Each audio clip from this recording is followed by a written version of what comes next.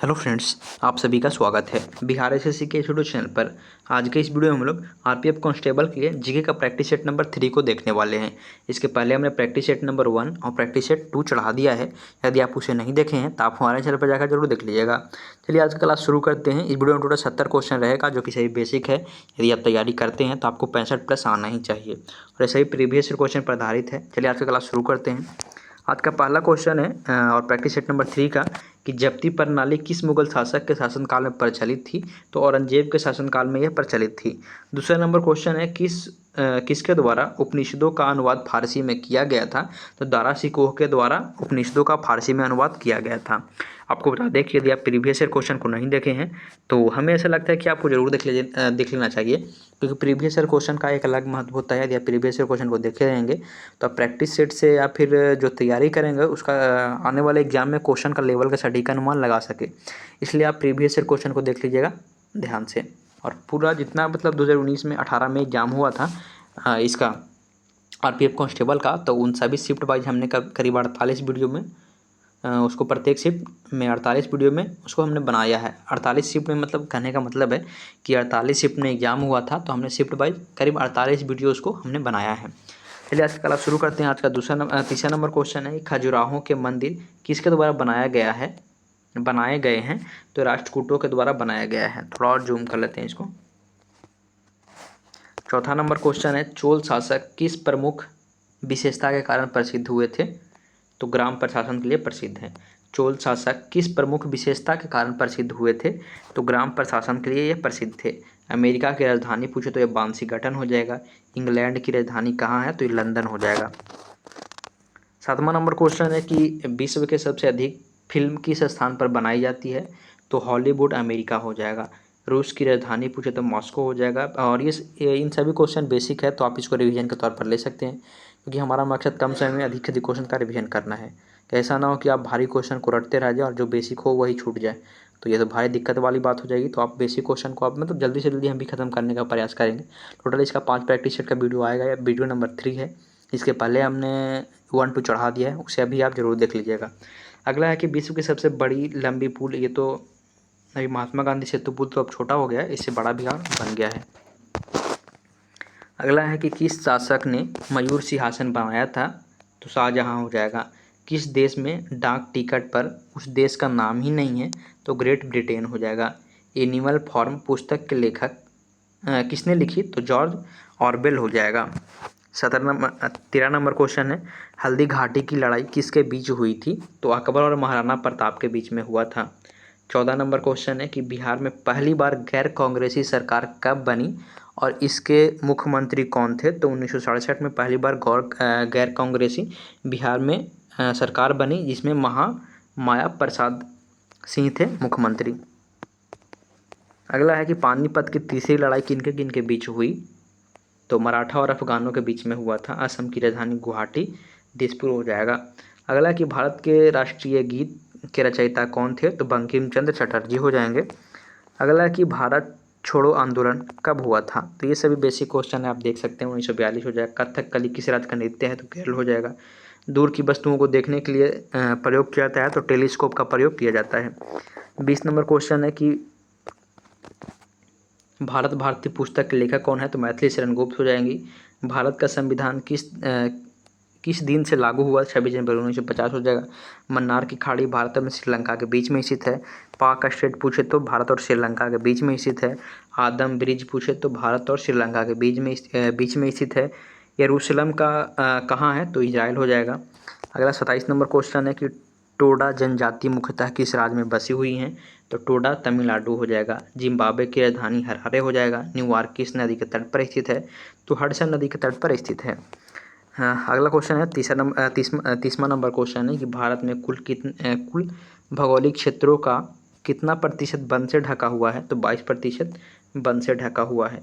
Paris किस नदी के किनारे बसा हुआ है। तो सीन नदी के किनारे बसा हुआ है। अगला है कि बौद्ध धर्म से संबंधित चतुर्थ संगोष्ठी किस स्थान पर हुई थी। चतुर्थ संगोष्ठी कहने का मतलब है चतुर्थ संगीति मतलब आयोजन हुआ था। तो कश्मीर के कुंडल वन हो जाएगा। अगला 33 नंबर क्वेश्चन है कि महाराष्ट्र में प्रार्थना समाज के संस्थापक। तो महादेव गोविंद रानडे हो जाएंगे। अगला 34 नंबर क्वेश्चन है कि भारतीय राष्ट्रीय कांग्रेस का प्रथम मुस्लिम अध्यक्ष, तो बदरुद्दीन तैयब जी हो जाएंगे। अगला क्वेश्चन है कि भारतीय राष्ट्रीय कांग्रेस के प्रथम महिला अध्यक्ष कौन थी, तो एनी बेसेंट हो जाएंगी। 36 नंबर क्वेश्चन है कि किस घटना के पश्चात भारत में ईस्ट इंडिया कंपनी का शासन हुआ, तो 1857 की क्रांति के बाद।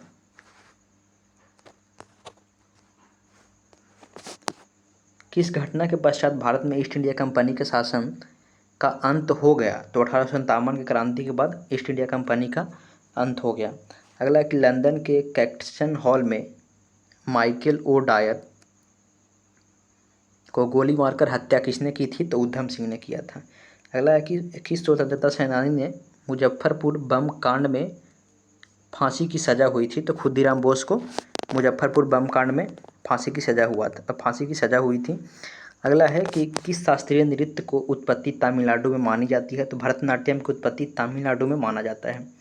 माई बिल्डिंग पंजाब पुस्तक के लेखक पूछा है तो खुशवंत सिंह हो जाएंगे। माई बिल्डिंग पंजाब खुशवंत सिंह हो जाएंगे इसका। अगला है कि दिल्ली की जामा मस्जिद का निर्माण किसने, आप लोग को दिख नहीं रहा पर कोई बात नहीं, हम पढ़ दे रहे, आप सुन जाइएगा। दिल्ली की जामा मस्जिद को किसने बनवाया, तो मुगल शासक शाहजहां ने बनवाया था। अगला है कि रेनकोट किस उद्योग से संबंधित है, तो एल्यूमिनियम उत्पादन से हो जाएगा। केंद्रीय मंत्रिमंडल किसके प्रति उत्तरदायित्व होता है, तो लोकसभा के प्रति उत्तरदायित्व होता है। किस क्षेत्र में दादा साहेब फाल्के पुरस्कार दिया जाता है, तो फिल्म के क्षेत्र में दादा साहेब फाल्के पुरस्कार दिया जाता है।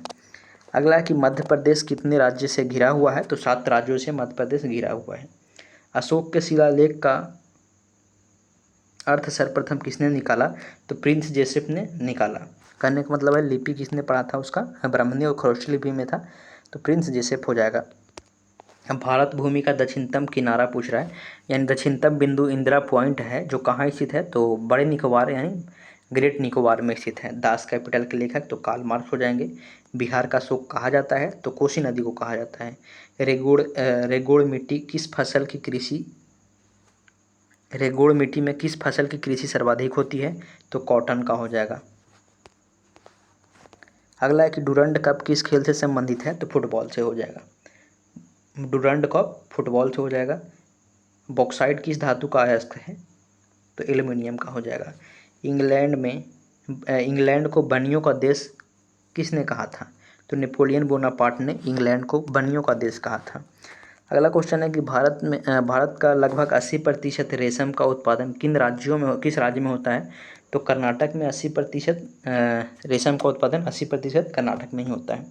किस रियासत को भारत में शामिल करने के लिए सरदार पटेल ने पुलिस कार्रवाई करनी पड़ी थी, तो हैदराबाद को भारत में शामिल करने के लिए पुलिस कार्रवाई करनी पड़ी थी। पंचतंत्र के लेखक पूछे तो विष्णु शर्मा हो जाएगा। अगला है भारत में रेलवे के डीजल इंजन कहाँ बनते हैं, तो वाराणसी हो जाएगा। नरौरा कहाँ स्थित है, यह परमाणु संयंत्र है जिससे बिजली बनता है, तो उत्तर प्रदेश में हो जाएगा। अगला है स्वराज मेरा जन्मसिद्ध अधिकार है, यह शब्द किस नेता ने कहा था, बाल गंगाधर तिलक ने कहा था।